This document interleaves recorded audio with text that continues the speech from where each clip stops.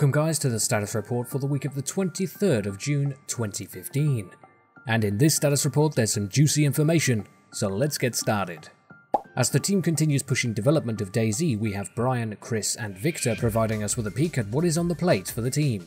For this week, lead producer Brian Hicks will discuss development going forwards in regards to the DayZ audio module, while lead artist Chris Torchio will discuss the decision making behind the firearms design.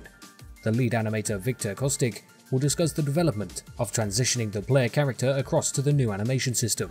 So let's start off with lead producer Brian Hicks. It's been a hectic few weeks with 057 release and E3, but Hicks would like to take some time out this week to discuss pending changes to the audio side of the Infusion engine, as well as some critical audio bugs plaguing DayZ early access players. We've talked about replacing the existing audio systems in DayZ with the new audio module better suited to DayZ's needs, but we haven't really outlined what some of that means. As many players may know, the inherited audio technology from the real virtuality side of the family has its strengths, but it also has quite a few weaknesses. As we begin looking at the time and resource required to update this portion of our base engine, we looked at several key areas we wanted to improve. 3D positional ambient sound. Supporting true 3D positional ambient sounds is integral to a proper immersion within Chernarus. As well, once we support this, the roar of the coast and the confusing positional ambient noises should be a thing of the past. More complex configuration options for vehicles, weapons, etc. Current technology supports a very basic methodology for potential sounds and triggering events for weapons, vehicles and the likes. Moving to the new audio module will begin to allow the design and audio teams to implement more complex audio configurations for items and vehicles in-game. As development on this portion of the engine continues, we'll be looking at what other features existing internal projects offer, such as Arma 3's tech, to ensure that the support that the Infusion engine offers is as comprehensive as we can allow.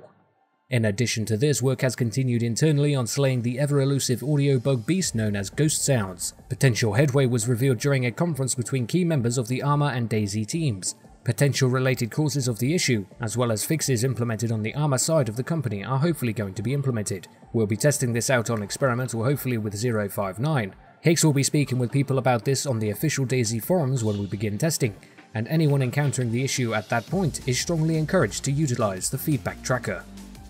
Next up, we have lead artist Chris Torchio. From the beginning of the project, Dean and I worked closely on the initial design of firearms in DayZ, including which kinds of attachments they should be able to use, as well as which specific firearms would best fit the environment. The requirements from Dean for creating the final list of firearms included 50-50 mixture of Western and Eastern firearms, bias towards civilian models, expansion of the weapon set should occur with minimum expansion of calibers and attachments, and emphasis on short and intermediate range firearms. Peter also required that each firearm should be as visually distinct as possible from one another, and that we should add some of our more unique items.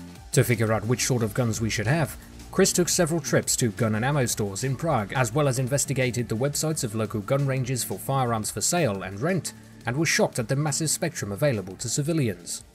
In addition, we wanted to remain faithful to the lore of DayZ's roots in Arma 2, so involvement of NATO 2 and Russian forces and their equipment. This meant our options were wide open to consider some more exotic items like the AK-74M, VSS, UMP-45, etc. We hope this approach would provide a large variety of experiences for our players, as your strategy must sometimes change, depending on what kind of firearms you end up with in your journey. Next up we have lead animator Victor Kostic. In the last weeks, all animations were focused mainly on the new animation system. Since all animations need to be re-exported and adjusted for the new skeleton, our initial goal is to reproduce the character as we know, and then focus on the improvements which the new system will allow us to do.